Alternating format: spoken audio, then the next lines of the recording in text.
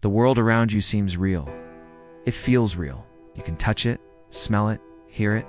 But what if it isn't? What if everything you see, feel, and hear is a figment of your imagination, an image projected onto your retinas by some unknown entity? Hypothesis. Your entire life, every decision you make, every memory you have, is nothing but a digital illusion.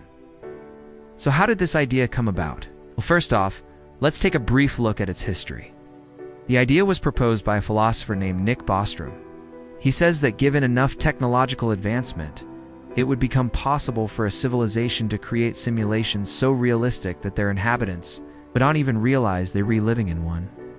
Bostrom argues that these simulations would contain digital copies of humans and their experiences. Memories and feelings all simulated down to the exact replica of what we perceive as reality. And if we were advanced enough to create these simulations, then we might also be advanced enough to be inside one ourselves. Let me put it like this. Suppose there's a super intelligent species out there. Let's call them the Bene Gesserit. Now imagine the Bene Gesserit are so advanced that they can simulate entire universes on their computers. They can simulate anything they want, including humans.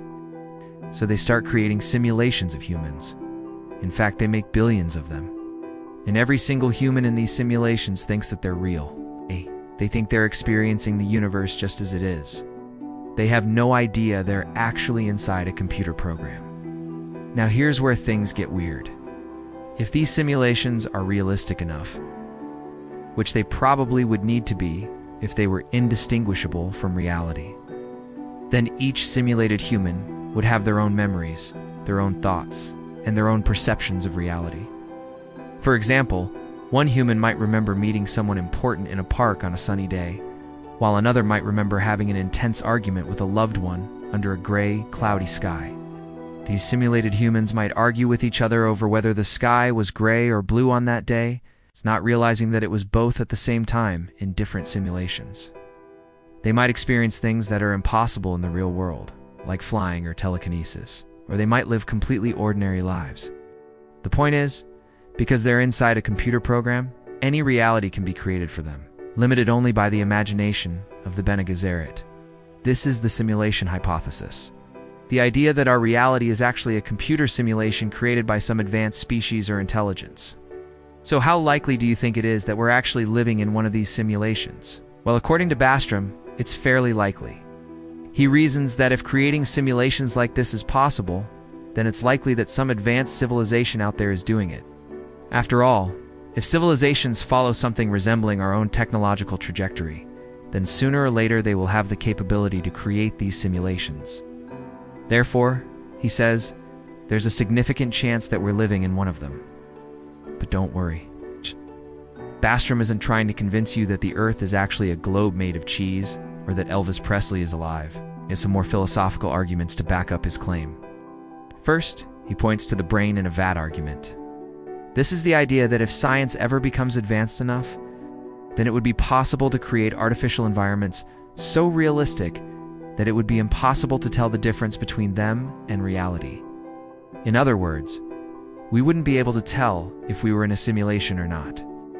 Now, this doesn't necessarily mean that we're actually living in a simulation, but it does suggest that the line between reality and unreality is much blurrier than we think. Second, there's the Solipsism argument. This is the idea that only one's own mind is sure to exist. Everything else, including other people, could be a figment of one's imagination. Now, this might seem a bit extreme, but it's not as far-fetched as you might think. After all, if we were in a simulation, then technically speaking, we would only be as real as the code that makes us go. Third, there's the Matrix theory. This is the idea that we're living in a computer-generated world controlled by sentient machines. Now, this is a bit more science fiction than philosophy, but it's interesting nonetheless. The idea is that we actually living in a simulated world created by machines, and that we being monitored by some kind of artificial intelligence. But what does any of this have to do with reality? Well, if we're living in a simulation, then it means that reality, as we know it, is an illusion. We're not really living in the real world, but rather in a fake one. Our memories aren't real, neither are our senses or our experiences. In fact, nothing we perceive as real is. According to Bostrom, this is the most plausible explanation for why we experience déjà vu. That is the feeling that you've already experienced the situation you're currently in, even though you know you haven't. According to Bostrom, this could happen if you were in a simulation and the program you were running had déjà vu. But wait, it gets even weirder. Another argument Bostrom uses is based on the idea that space-time is pixelated. According to quantum mechanics, the universe is fundamentally made of pixels. These pixels are called qubits. They're the smallest possible unit of reality. And just like a computer screen, the universe is made up of a grid of pixels.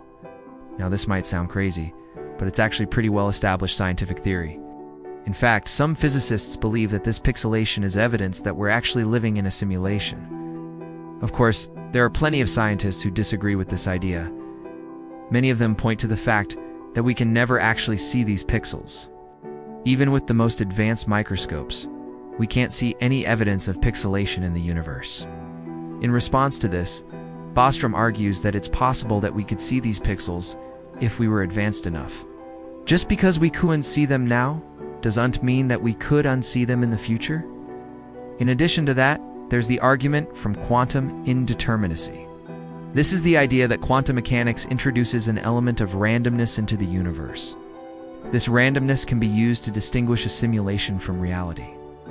Because if there's randomness involved, then it means that the universe is not being run by some kind of artificial intelligence. Otherwise, it would be possible to calculate the outcome of any event, and therefore, eliminate randomness. So the presence of randomness in the universe suggests that we're actually living in the real world. However, Bostrom isn't convinced by this argument. He points out that if the universe is simulated, then it's possible that the programmers could introduce randomness into the simulation itself. Therefore, the presence of randomness in the universe doesn't necessarily mean that we're reliving in the real world. But even if we were living in a simulation, it wouldn't necessarily be a bad thing. In fact, according to Bostrom, it would be an incredible opportunity. If we were actually living in a simulation created by some advanced species or intelligence, then it would mean that there are other intelligent species out there that are much more advanced than us. It would mean that the universe is much bigger than we think it is, and that there are other intelligent species out there that we don't know about. It would also mean that we might be able to contact these other species, learn from them, and possibly even join them. So what do you think? Do you think we're living in a simulation? Let me know in the comments below. And don't forget to subscribe to my channel for more thought-provoking videos. Till next time, keep questioning reality.